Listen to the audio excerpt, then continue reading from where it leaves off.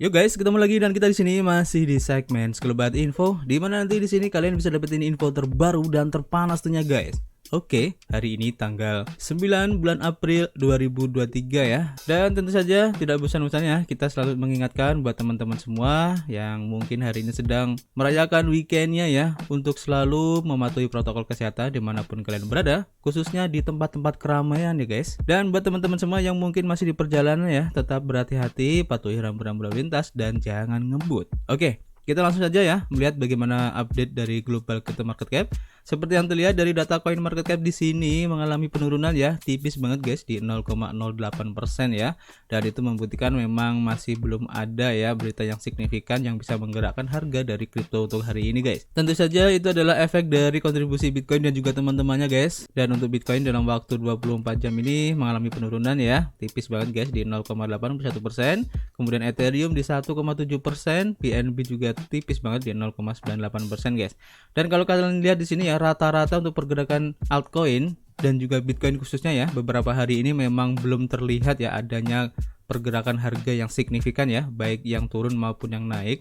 Di sini kalian bisa lihat rata-rata pergerakannya antara 0 sampai 3% saja guys. Dan memang ya untuk beberapa hari ini keadaan market cukup flat, tidak ada pergolakan info ataupun berita secara makro ya yang bisa menggerakkan harga. Dan kalau menurut saya pribadi ini bagus tentunya ya, sehingga kepercayaan terhadap kripto ini masih bisa dipertahankan guys di tengah-tengah gempuran ya dari beberapa pihak yang mungkin kurang suka dengan perkembangan ataupun adopsi dari kripto ini. Dan kalau kita lihat ya untuk pergerakan harga dari Bitcoin itu sendiri seperti yang terlihat dari grafik di sini ya, untuk time frame daily tampaknya guys ya MA20 ini dan tepatnya juga ya di harga 28.000 ini menjadi titik support ataupun resisten yang cukup kuat juga ya, dan bisa terlihat di sini masih cukup valid untuk mempertahankan harganya. Dan ini membuktikan ya bahwa memang beberapa hari mungkin minggu ini ya, 2 minggu ini keadaan market cukup flat dan para investor pun juga masih menunggu kira-kira ada berita apa lagi yang sekiranya ya bisa menggerakkan harga Bitcoin ini lebih signifikan lagi guys, baik untuk penurunannya ataupun untuk kenaikannya. Jadi untuk sementara kalian tetap stay aja ya, dan saran saya secara pribadi kalau memang kalian lebih agresif ya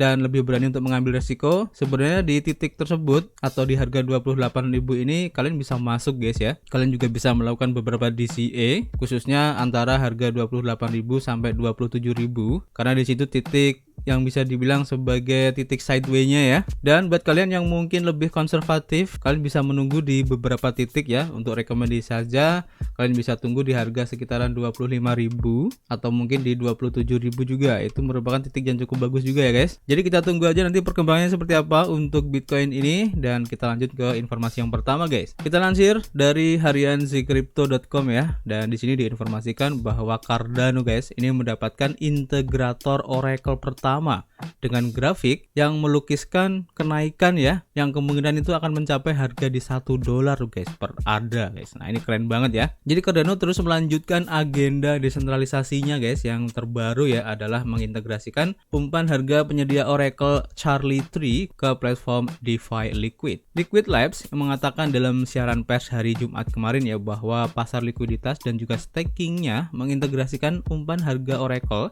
untuk meningkatkan jaminan dan juga likuiditas pasar untuk token Shen. Platform DeFi akan menggunakan umpan harga Charlie Tree untuk perhitungan dalam membuat pinjaman baru guys, memperbarui data agunan dan juga melikuidasi pinjaman yang tidak dijaminkan. Menurut Liquid Labs, integrasi ini akan meningkatkan akurasi dan kontinuitas data ya, yang merupakan sebuah penyimpangan dari manipulasi yang disaksikan dalam sistem Oracle terpusat. Selain feed dari harga ADA terhadap US dollar ya, Liquid ini mengatakan bahwa mereka telah mengintegrasikan pairing untuk token Shen dan juga USD ini dan sedang mengupayakan beberapa feed berita lainnya guys. Mengomentari integrasi tersebut ya, salah satu pendiri dari Liquid yaitu Dwayne Cameron mengatakan ya, Charlie Tree adalah penyedia layanan Oracle terdesentralisasi pertama di Cardano ya, di mainnetnya guys, dan bekerja dengan pengembang berbakat yang membangun protokol ini dan melihat visi mereka yang jelas untuk evolusi Cardano DeFi telah memberikan wawasan dan sangat memotivasi katanya. Kemudian tentang Oracle Liquid dan juga Charlie ini guys ya. Jadi Liquid ini adalah sebuah protokol pertama yang dikembangkan di Cardano dan menjadi yang pertama ya mengintegrasikan protokol Oracle terdesentralisasi asli dari blockchain Cardano ini. Ini kata Cameron ya. yang menjadikannya peluang ideal untuk fokus pada desentralisasi dan keamanan ekosistem DeFi. Sebagai platform pasar likuiditas algoritmik, Liquid ini memungkinkan ya penggunanya untuk mendapatkan bunga atas simpanannya, meminjam aset, dan mendapatkan hasil dari token ADA ini melalui staking guys. Di sisi lain untuk Charlie 3 atau Charlie 3 adalah penyedia Oracle pertama untuk Cardano ya, yang menawarkan data on-chain dan juga off-chain guys, termasuk harga aset, game, dan bentuk lainnya. Integrasi ini tidak berdampak signifikan pada harga token Cardano asli, dan pada saat berita ini diturunkan ya, aset likuiditas digital berpindah tangan atau diperdagangkan pada harga 0,385 dolar ya. Selisih cuma naik di 0,21% dalam satu hari terakhir dan minus 4,8% guys dalam seminggu terakhir ini guys. Ini menurut data dari CoinMarketCap. Meskipun integrasi Liquid menandai perluasan Cardano ya, dampak jangka panjang pada harga Cardano untuk kemungkinan mencapai 1 dolar ini masih harus dilihat ke depannya guys. Selain itu ya, untuk Cardano dilaporkan dari harian Yuda Today ini ada upgrade guys yang diberi nama Ouroboros Leios yang akan datang membuat transaksi dari Cardano ini 10 kali lebih cepat guys. Nah, ini menarik ya. Vanessa Harris, pimpinan produk Web3 dan penasihat kripto, berbagi analogi eksentrik ya untuk peningkatan berikutnya ya pada konsensus utama blockchain Cardano guys. Dan inilah bagaimana perubahan kecil pada logistik data dapat meningkatkan throughput dan kecepatan transfer nilai untuk semua akun Cardano guys. Peningkatan Ouroboros Leios Cardano meningkatkan kecepatan transaksi hingga 10 kali lipat ya. Dan beginilah caranya guys. Dalam utas terbarunya ya, Harris ini membandingkan peningkatan Ouroboros Leios Cardano dengan pekerjaan operator wahana Disney guys. Ini diatur untuk memajukan efisiensi sumber daya dari penggunaan node-nya. Dia membandingkan Cardano dengan peningkatan ini ya, dengan taman Disney, dan operator menyiapkan semua orang sehingga ketika tiba gilirannya pengunjung itu bisa langsung naik ke wahana. Dengan pendekatan ini tidak ada cara bagi sumber daya taman untuk tetap menganggur terlepas dari jumlah pengunjung dalam periode waktu tertentu guys. Ouroboros Leios dari Cardano bekerja dengan cara yang sama guys, dan ini memanfaatkan node yang sebelumnya digunakan ya untuk menganggur, dan mereka dapat melakukan perhitungan antar blok. Pendukung dari input ini dipilih ya di antara blok untuk menyiapkan input, dan input ini kemudian akan dimasukkan ke dalam blok berikutnya ya oleh produsen blok. Hal ini akan menghasilkan peningkatan kecepatan transaksi yang luar biasa guys, dan blockchain ini dapat meningkatkan kecepatan verifikasi hingga beberapa kali lipat. Perubahan tersebut hanya tersedia untuk blockchain dengan model UTXO. Ini berdasarkan pernyataan ya dari para peneliti guys. Nah, pertanyaannya apa itu Ouroboros Cardano dan apa yang membuatnya istimewa guys? Para pengikut peneliti sebagian besar setuju ya dengan analisis oleh Harris ini, seperti yang diliput oleh Yuda Today, di mana Ouroboros Leios adalah salah satu pembaruan yang paling dinantikan guys untuk seluruh komunitas Cardano. Sejak kuartal kedua sampai kuartal ketiga di 2022 kemarin telah dibahas ya oleh para pengembang dan juga penggemar Cardano, dan ini akan mendorong batasan skalabilitas dan kecepatan transaksional tidak hanya untuk Cardano guys, tetapi juga untuk seluruh ekosistem blockchain UTXO. Ouroboros sendiri merupakan subkelas dari protokol konsensus Proof of Stake atau POS yang digunakan oleh blockchain Cardano guys dan juga Polkadot untuk sinkronisasi antar node dan menambahkan blok baru guys. Ini keren banget ya upgrade yang akan dilakukan oleh Cardano ini guys, dan semoga saja ya harga dari token Cardano yaitu ADA ini segera naik lagi untuk harganya guys, karena seperti yang kalian tahu ya, Cardano ini banyak yang bilang sebagai altcoin yang sekaligus juga stable coin guys. Ini cukup menarik ya istilahnya. Kita tunggu aja nanti efeknya seperti apa, dan kita lanjut ke informasi berikutnya. Kita lansir dari Cointelegraph. Di sini diinformasikan guys bahwa Binance US ini tidak dapat menemukan mitra bank guys di Amerika Serikat. Jadi Binance US ini sebagai bursa kripto global asal Amerika Serikat yang menghadapi tantangan ya dalam mendapatkan mitra bank yang baru guys. Binance US, bursa kripto global asal Amerika Serikat, telah menghadapi tantangan dalam membangun mitra bank baru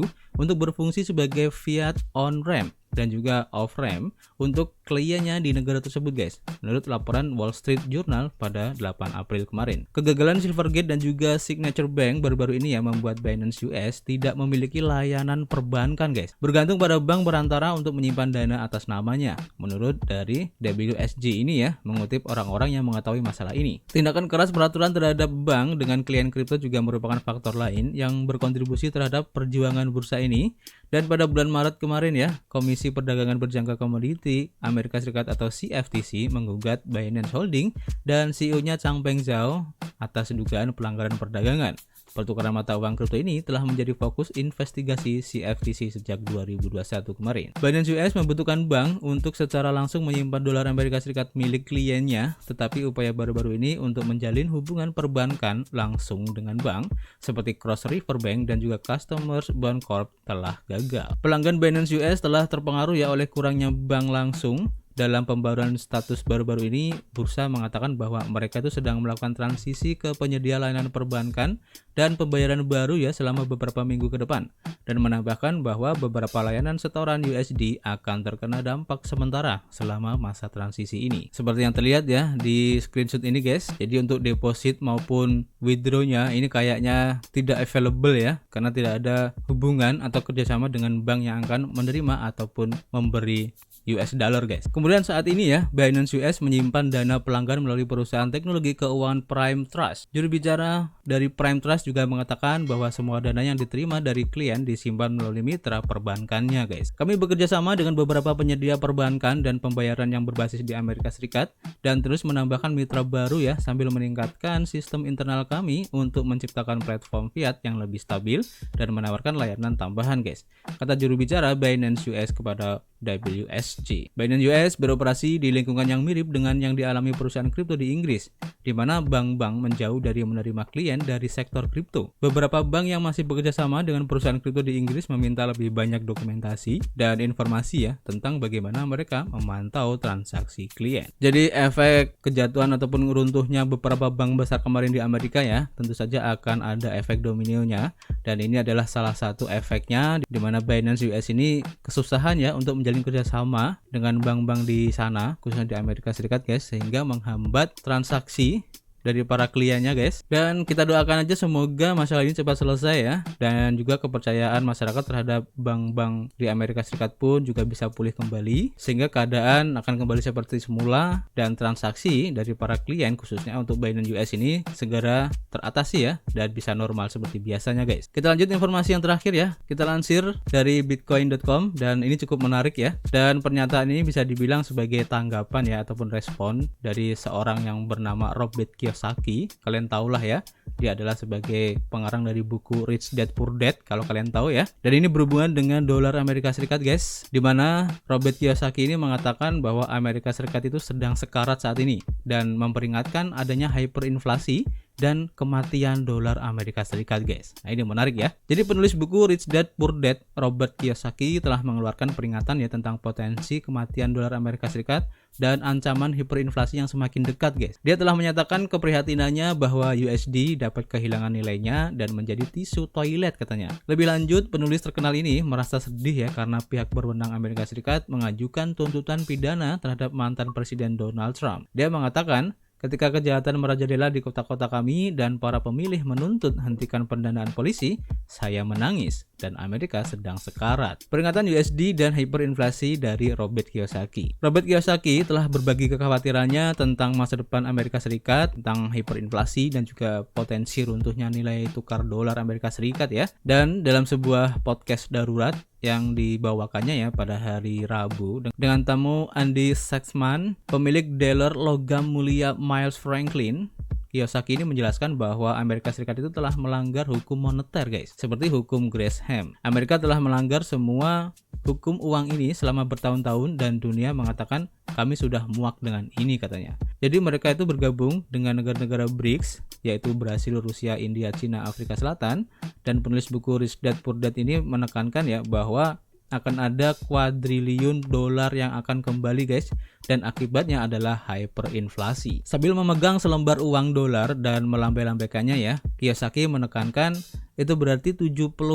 dari populasi dunia yang biasa menggunakan dolar akan mengambil uang dolar ini dan berkata kami tidak menginginkannya lagi. Dia juga mengatakan benda ini, yaitu dolar Amerika Serikat yang dia pegang, akan dibuang ke tempat sampah guys. Ini akan menjadi tisu toilet katanya, karena ada begitu banyak di luar sana. Jadi berbagi sentimen dari Kiyosaki ini, segmen merinci Amerika Serikat dan tindakan mereka telah melakukan lebih banyak hal untuk menghancurkan diri mereka sendiri ya, dan diri kita sendiri dalam beberapa tahun terakhir daripada yang bisa dilakukan oleh musuh eksternal manapun. Karena kita mempersenjatai sumber kekuatan kita yaitu dolar Amerika Serikat dan kita telah membuat sebagian besar dunia itu menjauh darinya. Selain itu, Kiyosaki kecewa ya dengan arah yang dituju oleh Amerika dan mengomentari keputusan pihak berwenang dari Amerika Serikat untuk mengajukan tuntutan pidana ya terhadap mantan Presiden Donald Trump. Robert Kiyosaki juga menulis di Twitter pada hari Selasa bahwa hari yang tragis di Amerika katanya. Teman saya, mantan Presiden Amerika Serikat didakwa di pengadilan NYC